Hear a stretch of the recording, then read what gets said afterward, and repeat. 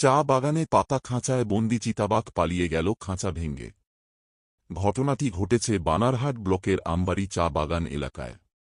জানা যায় বাগানে চিতাবাঘের উপস্থিতির জেরে বাগানে আতঙ্ক ছড়ায়।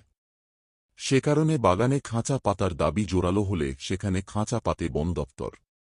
সোমবার সকালে বাগানের ১-৫ নং সেকশনে পাতা খাঁচায় বন্দী হয় চিতাবাঘটি। বিষয়টি আঁচ করতে পেরে ভিড় জমায় এলাকার লোকজন। কিন্তু কিছুক্ষণের মধ্যে খাঁচায় থাকা চিতাবাঘটি খাঁচার ভেতর ছোটাছুটি করতে করতে হঠাৎই খাঁচা ভেঙে যায় এবং চিতাবাঘটি পালিয়ে যায়। এদিকে চিতাবাঘটি এলাকা ছাড়ার সময় এক ব্যক্তি চিতাবাঘের সামনে পড়লে চিতাবাঘের হানায় তিনি আহত হন। আহত ব্যক্তির নাম উজ্জ্বল দাস।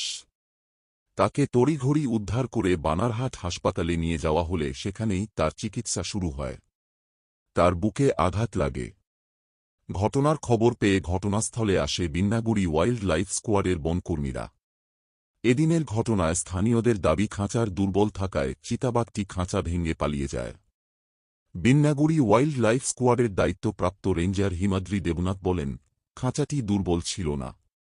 খাঁচার গেটটি ঠিকঠাক লাগেনি চিতাবাঘ বন্দী হবার পর। সে কারণে সেটা খুলে গিয়েছে। এই মুহূর্তে খাঁচাটিকে মেরামত করা হচ্ছে এবং আবার বসানো হবে। আপনার নামটা কি? আমার নাম হচ্ছে বাবুল তফাদার। বাবুল তাফাদার, কি হয়েছে আমবাড়িতে? অ্যাকচুয়ালি খাঁচাতে বাঘ ফসছিল। ফসার পরে তো সাধারণ পাবলিক তো ভিড় হবেই দেখার জন্য। পাবলিক যখন ভিড় হয়ে গেছে, বাঘ উত্তেজনা, প্রচণ্ড উত্তেজনা হয়ে গেছে।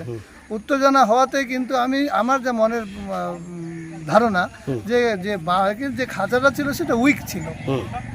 যখন বাঘ অত্যাধিক উত্তেজনা হয় যে খাঁচার মধ্যে অত্যাচার করা শুরু করছে, সেটাকে যে খাঁচা কন্ট্রোল করতে না পারায় বাঘ খাঁচা থেকে বেরিয়ে গেল।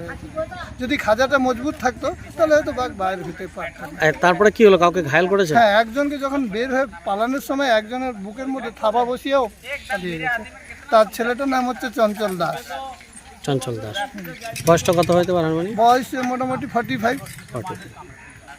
আচ্ছা, এরকম ঘটনা কি কখনো শুনেছেন? আমি এরকম ঘটনা আজ অব্দি শুনি না যে বাঘ ফসার পরে খাঁচার থেকে পালিয়ে যায়।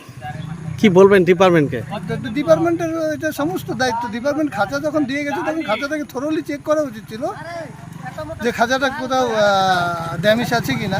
আজকে এত কষ্টে বাঘ ধরার পরে বাঘ যখন পালিয়ে যায়, এত মানে উগ্র প্রাণী, তারপরে কালকে যদি এই অ্যাকশনটা বাঘটা আরও কোনো মানুষের উপরে বা কারোর উপরে নেয়, তাহলে তো ভয়ঙ্কর ব্যাপার করবে।